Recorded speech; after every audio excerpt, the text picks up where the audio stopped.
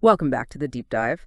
Today, we're jumping into a tool that looks like it could really change the game for creating and sharing digital content. Have you ever looked at all that stuff you've already made, blog posts, videos, maybe even old podcast recordings, and just wished you could, like, wave a magic wand and turn it into a really polished professional ebook? Well, if that sounds familiar, this deep dive is definitely for you. Exactly.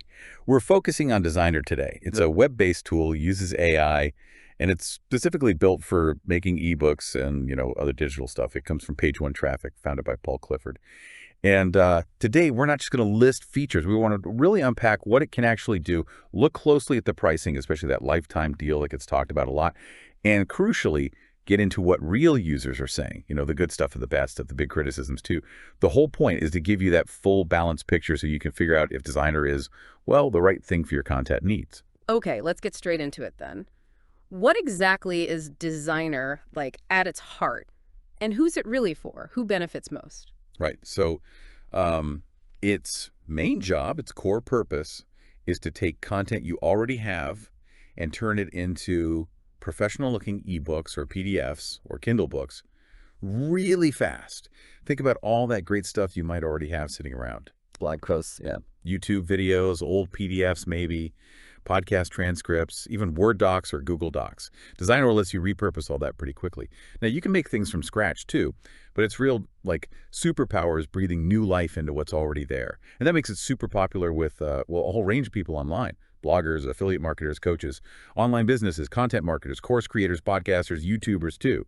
Basically, anyone looking to save, time and money on getting content out there. That makes total sense. Time is always the thing, isn't it, for creators? Could you maybe walk us through a couple of examples? Like, how does it actually repurpose stuff? What does that look like day to day? Yeah, absolutely. So imagine you've got a really popular blog post, right? Designrr can just grab that and boom, turn it into a PDF lead magnet you can offer for download. Okay. Or maybe you want that PDF to be a bit more, engaging. It can publish it as an interactive flipbook, where the pages turn. Ah, right, like a digital magazine. Exactly. And for podcasters, it's potentially huge.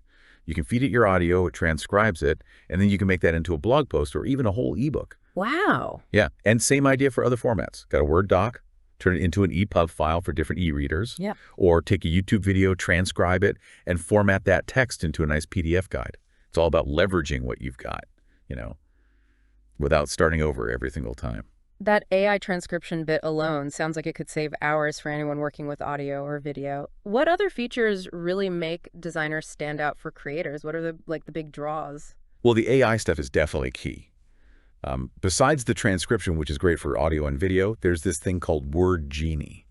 It's an AI writing assistant, so it can help you generate stuff like headlines, maybe an outline for your ebook, or even draft whole sections if you need it. Okay, like a writing partner. Sort of, yeah. Yeah. Helps fill the gaps or expand on your ideas. Then there's the design side. It's got a library of templates.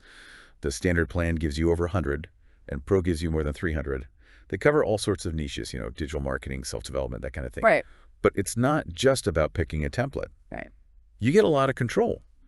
The editors drag and drop, pretty intuitive. You can easily add cover pages, new pages, back pages, automatically generate a table of contents. Oh, that's important. A clickable table of contents. Yeah, exactly. Clickable links, which is like essential for longer ebooks, makes navigation easy for the reader. You can also stick in call to action buttons, pull in images from their copyright-free library, add videos, shapes, play around with column layouts, page numbering, headers, footers. Tons of fonts, too. Over 900 Google fonts. And all the colors you need to match your brand. It even helps you generate those 2D and 3D cover images that look professional. So it sounds like it covers both the content side and making it look good. Once you've actually made your ebook, how easy is it to get it out there? What are the export options like? It's actually very flexible there, which is a big plus. You can export in several formats, PDF, of course, EPUB, HTML, and that flipbook format we mentioned. And importantly, it also supports Kindle's own format, Mobi. So your ebook is ready for Amazon if that's where you want to sell it. Okay, Mobi is key for Kindle authors. Definitely. Just need to be aware, though, that the basic standard plan might limit you mainly to PDF and flipbook. You usually need the higher tiers for things like Mobi and EPUB export. Right, makes sense. Oh, and there's one more thing on the premium plan. You can turn your ebooks into audiobooks using customizable AI voices. audiobooks too. Yeah. Yeah. So putting it all together, the benefits are pretty clear. Saves a load of time repurposing. It's user-friendly, even if you're not a designer. Loads of templates. The AI transcription is efficient. You can add multimedia, get professional results. Great for lead magnets and branding. Okay. That's a lot of cool features. Now, the big question for any creator, right? The budget. What's this going to cost? Let's talk about Designrr's pricing and that lifetime deal. Right, the money side. So they have 4 main monthly plans. Standard is $29 a month. That gets you unlimited ebooks, the 100-plus templates, images, the flipbook thing. Then there's Pro for $39 a month. That adds more templates, over 300 ebook cover designs, and those extra export options, Kindle, iBooks, EPUB. Okay. Premium's $49 a month. That brings in the transcription service. You get 4 hours a month included, and you can make your own custom templates. And the top one is Business at $99 a month, which bumps up the transcription to 8 hours a month. Standard sauce pricing tiers, pretty much. But that lifetime deal, what's the story there? Is it legit? Yes, the offer that gets everyone's attention. Yeah. So Designrr widely advertises this special offer. Right. You can apparently get the standard plan, not for $29 a month, but for a one-time payment of just $27. $27. Lifetime. That's the offer, yeah. A one-time fixed price. This sounds incredible, right? And it comes with a 30-day money-back guarantee. It's also worth knowing, sometimes there are other discounts for the Pro and Premium plans, but they might not be obvious on the main website. You might have to look around. Interesting. And if you're not sure, they do offer a 7-day free trial on the paid plans. So you can, try it out before committing any cash. Always good to have a trial. Okay, so for someone thinking, maybe I'll give this a go, how easy is it to actually use? From logging into having that finished ebook, what's the process like? They've definitely tried to make it pretty straightforward. The aim is to streamline things. When you log in, the dashboard is quite clean. You've got sections like My Projects, Drafts, a Media Manager for your uploads, and you see Word Genie, the AI writer, right there. Apparently, new accounts get a bunch of credits to start with like 2 million for Word Genie. 2 million credits. Okay. Yeah, so plenty to play with. The actual process of making an ebook usually follows like 4 main steps. First, you pick your source, and there are quite a few options here. You can paste in a blog URL or even multiple URLs if you want to combine posts. Oh, cool. Or upload a Word file, connect to a Google Doc, link a YouTube video, a podcast feed, an old PDF. Even grab stuff from a Facebook page or group post. Wow, that's a lot of import options. It really is. Second step, choose your template. They're sorted by niche. You pick your page size, A4, letter, whatever, and portrait or landscape. Third, you customize it in the editor. This is where you tweak the text, change the layout, add things like that, table of contents, maybe embed a video. Right, the drag and drop part. Exactly. And finally, fourth step, you publish. Choose your export format, PDF, Kindle, HTML, etc. And then your ebook is ready.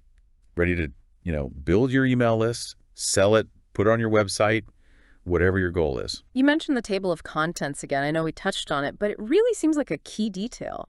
It absolutely is. It's often skipped, but it makes such a difference for the reader, especially in longer documents. Designrr can try to make one automatically by looking for headings in your original content, H1s, H2s, that sort of thing. Okay. Or you can build it manually if you prefer, choose how it looks. Either way, it creates those clickable links so people can jump straight to a section. Huge for usability.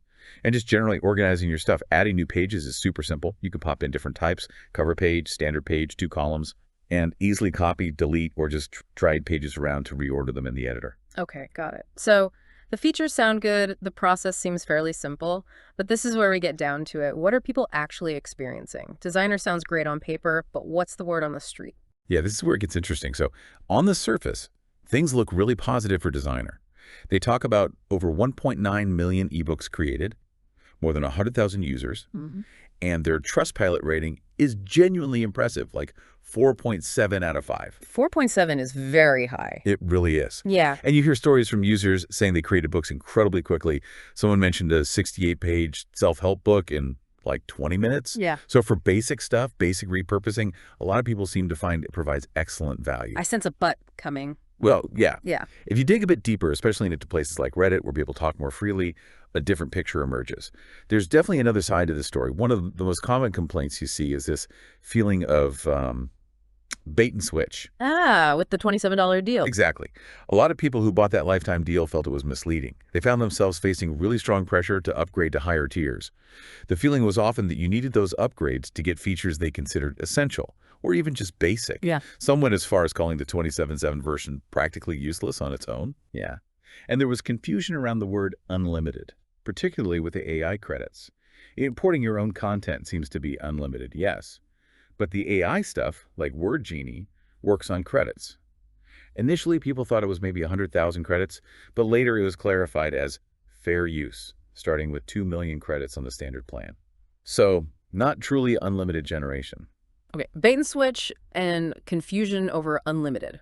Those are pretty serious criticisms. What else? Any issues with the platform itself, like bugs? Yes, functionality issues pop up quite a bit in user feedback. People mention formatting being buggy or just really finicky, trying to move an image just a little bit and it jumps somewhere else. That kind of frustration. Yeah, I hate that. Right. There are also reports of the platform crashing sometimes, using up a lot of computer memory, or even, and this is a nightmare, projects just disappearing. Some users said they had to redo pages just to get the formatting to stick correctly. This sounds incredibly frustrating. Definitely. And concerning the AI, the Word Genie tool, some users claimed it didn't write very well or wasn't even available on the $27 plan, though the founder has publicly stated that Word Genie is included in the $27 deal. So some conflicting reports there. What about getting help, customer service? That's another area with some criticism. Some users felt they were just pointed towards tutorials or FAQs instead of getting actual help with their specific problem. Slow response times were also mentioned. And payments, refunds, anything worrying there or in the dreaded terms of service? Yes, definitely some concerns raised on that front too. A few users reported accounts getting locked after they canceled recurring payments. Others claimed they were auto-billed for large amounts, like $300 unexpectedly. And some had real trouble getting a refund, even with that 30-day money-back guarantee being advertised. Not good. In the terms of service, any red flags? This is maybe the most significant area of concern for many. People dug into the fine print and found a couple of clauses that raised serious eyebrows. One relates to content usage restrictions.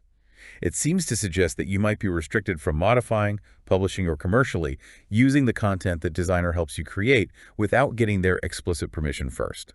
Wait, what? So I use it to make an ebook from my blog posts, and then I might need their permission to sell it. That's the question it raises. It casts doubt on who actually owns the final output. And perhaps even more worrying is the clause about submission of materials. It basically says that by uploading your content, your blog posts, your scripts, whatever you grant Page and Traffic, their parent company, a very broad license. It's described as royalty-free, perpetual, irrevocable, non-exclusive, allowing them to use, copy, modify, and distribute your material worldwide. And it even includes incorporating it into other works for commercial purposes. Hold on. So are you saying if I upload my original work, they could potentially take that content, maybe tweak it a bit, and then sell it themselves without paying me anything? That sounds like a massive problem for anyone creating original content. Intellectual property nightmare. That's exactly the concern it raises, yes. Could Designrr essentially recreate and sell your ebook using your own source material without needing your permission or giving you compensation? It's a clause that understandably makes a lot of creators very nervous. I can see why. That's a huge red flag. Definitely. And alongside that, the marketing tactics came under fire too. That special offer closing in timer for the $27 deal.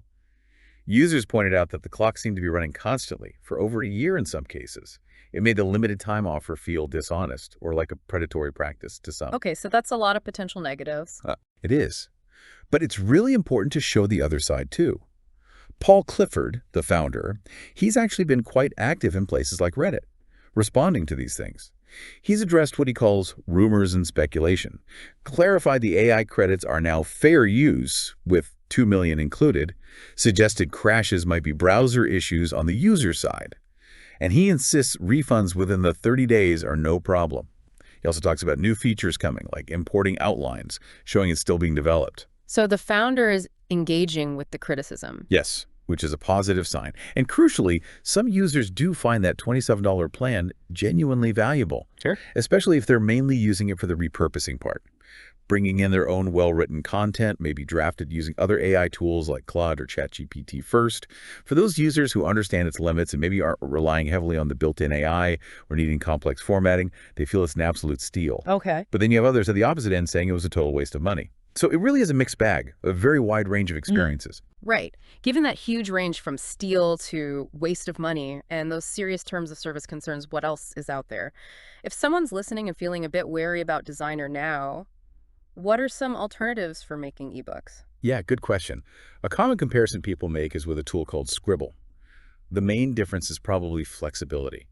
Designrr, as we said, handles lots of import and export types, PDF, Kindle, EPUB, HTML.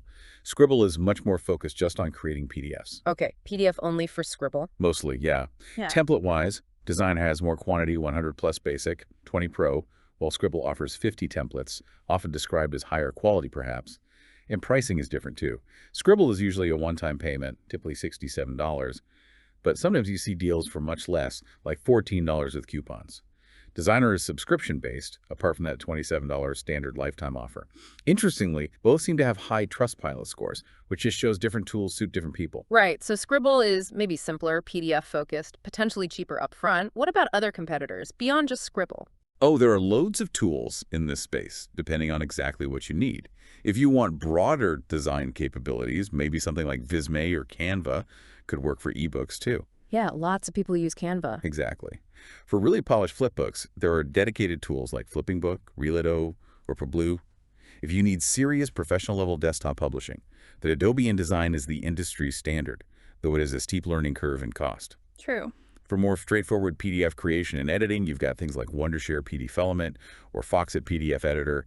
And honestly, for just writing and formatting from scratch, you can still do a lot with tools you probably already use, like Google Docs or Microsoft Word. So the best choice really depends on your priorities. Do you need all those import-export options? Are the AI features critical? Or is a simple one-time purchase with good templates what you're after? Okay, that gives people a lot to think about. So wrapping this up, what does this all mean for you, the listener, the creator? Designrr clearly has some powerful features, especially for repurposing content quickly. The AI tools, the wide import options, that $27 entry price, it's all very appealing on the surface. But as we've dug into, there are also real user concerns. The marketing, the feature limits on lower tiers, and especially those terms of service clauses about content ownership. They're things you really need to consider. Yeah, and this brings up a really important question for you, whether you're a creator or just exploring these tools. In this world where AI promises so much homework should you really do? How deep do you need to dig into a product's terms, into real user reviews before you jump in? Especially when an offer looks almost too good to be true. It's so important to look at the whole picture of what the tool actually does, what it really costs, including potential upsells, and what the fine print might mean for your own creative work and who owns it down the line.